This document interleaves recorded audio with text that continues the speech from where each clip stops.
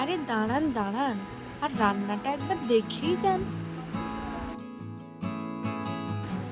আমার বান্ধবীর বাড়ি থেকে কলার থোড় নিয়ে এসেছিলাম, তো ভাবলাম কি রান্না করা যায় কি রান্না করা যায়, শেষমেশ পাতুরি বানিয়ে নিলাম।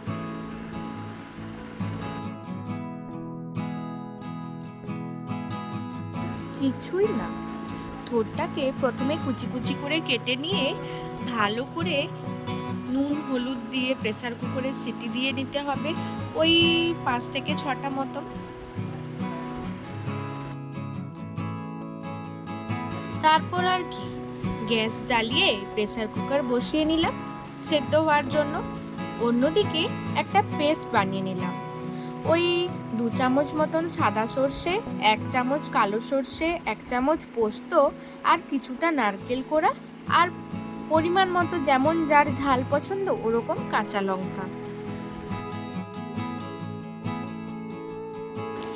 এইদিকে থোড়টা সেদ্ধ হয়ে গেছে, সেদ্ধ করে জলটা ছড়িয়ে নেওয়ার পর এরকম ভাবে চটকে চটকে আরও কিছুক্ষণ ভালো করে থোড়টাকে স্ম্যাশ করে নিতে হবে।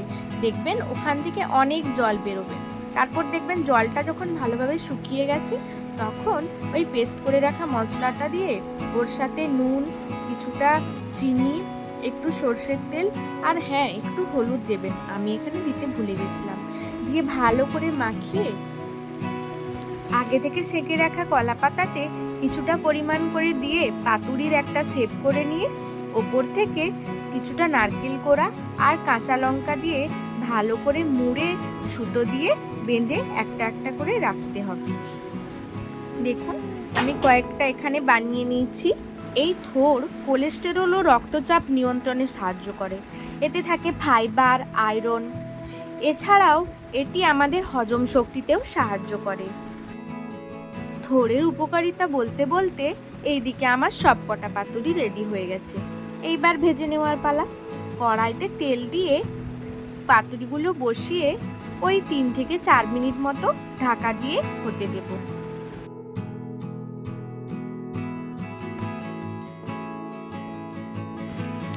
3 থেকে 4 মিনিট পর ঢাকা খুলে অপর দিকটা উল্টে আরও 2 থেকে 3 মিনিট ঢাকা দিয়ে রাখতে হবে। 3 মিনিট পর ঢাকা খুলে নামিয়ে নিলেই রেডি থোড়ের পাতুরি। এবার আর কি, গরম গরম ভাতের সাথে পরিবেশন করুন আর খেয়ে জানান যে কেমন লাগলো। আমাদের বাড়িতে তো সবার দারুণ লেগেছিল, স্পেশালি আমার ভাইয়ের। আপনারাও এভাবে একবার বাড়িতে ট্রাই করুন আর আমাকে জানান আপনাদের কেমন লেগেছে। দেখা হচ্ছে পরের ভিডিওতে। ভালো থাকবেন, সুস্থ থাকবেন, টাটা।